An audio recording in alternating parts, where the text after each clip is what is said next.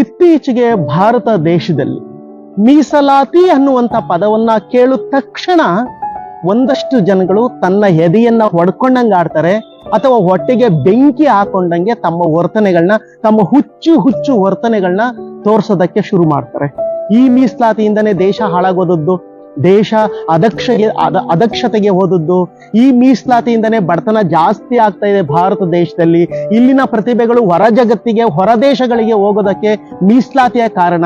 ಇಲ್ಲೇನೋ ಅನ್ಯಾಯ ಆಗ್ತಾ ಇದೆ, ಇಲ್ಲೇನೋ ಮೋಸ ಆಗ್ತಾ ಇದೆ, ಈ ಮೀಸಲಾತಿ ಸರಿಗಿಲ್ಲ ಅಂತ ಹೇಳಿ ತಮ್ಮ ಎದೆಗಳನ್ನ, ಬಾಯನ್ನ ಬಡ್ಕೊಳ್ಳೋದಕ್ಕೆ ಶುರು ಮಾಡ್ತಾರೆ.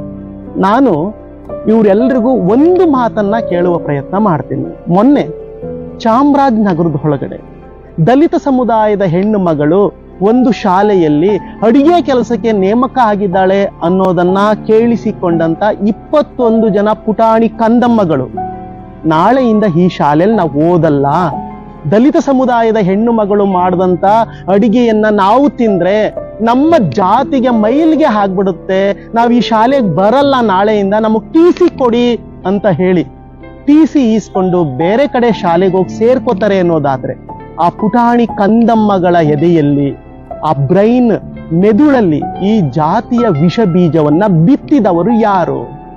ಅಥವಾ ನಾನು ಅಡಿಗೆ ಮಾಡಿದ್ರೆ ಪುಟಾಣಿ ಕಂದಮ್ಮಗಳು ತಿನ್ನಲ್ವಲ್ಲ ಅಂತ ಹೇಳಿ ಒಂದು ಹೆಣ್ಣುಮಗಳು ಮಾನಸಿಕವಾಗಿ ಹಿಂಸೆಗೆ, ಜಾತಿಯ ಶೋಷಣೆಗೆ ಒಳಗಾದ್ಲಲ್ಲ, ಈ ಶೋಷಣೆಗೆ ಒಳಗಾದಂತಹ ಹೆಣ್ಣು ಮಗಳಿಗೆ ನಾವು ಕೊಡಬಹುದಾದಂತ ನ್ಯಾಯ ಯಾವ ರೀತಿ ಇದು?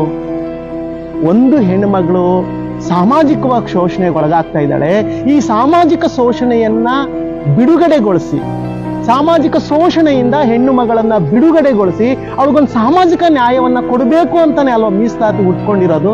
ಅಥವಾ ಈ ತರದ ಸಾಮಾಜಿಕ ದೌರ್ಜನ್ಯ, ದಬ್ಬಾಳಿಕೆ, ಶೋಷಣೆ ಅಥವಾ ಸಾಮಾಜಿಕ ಬಹಿಷ್ಕಾರಗಳು ಮನುಷ್ಯನನ್ನಾಗಿ ನೋಡದ ಈ ಜಗತ್ತಿದೆಯಲ್ಲ, ಅಥವಾ ಈ ಸಮಾಜ ಇದೆಯಲ್ಲ, ಈ ಸಮಾಜವನ್ನ ಗುಣಪಡಿಸ್ಬೇಕು. ಜಾತಿಯ ಕಾಯಿಲೆಯಿಂದ, ಸಾಮಾಜಿಕ ಕಾಯಿಲೆಯಿಂದ, ಶೋಷಣೆಯ ಕಾಯಿಲೆಯಿಂದ ನರಳ್ತಾ ಇರ್ತಕ್ಕಂಥ ಸಮಾಜವನ್ನ ಗುಣಪಡಿಸ್ಬೇಕು ಅಂತಾನೆ ಮೀಸಲಾತಿ ಅನ್ನೋದು ಉಟ್ಕೊಂಡಿರೋದು ಅಂತ ಹೇಳಿ ಮೀಸಲಾತಿಯ ವಿರೋಧಿಗಳಿಗೆ ನಾನು ಒಂದು ಮಾತನ್ನ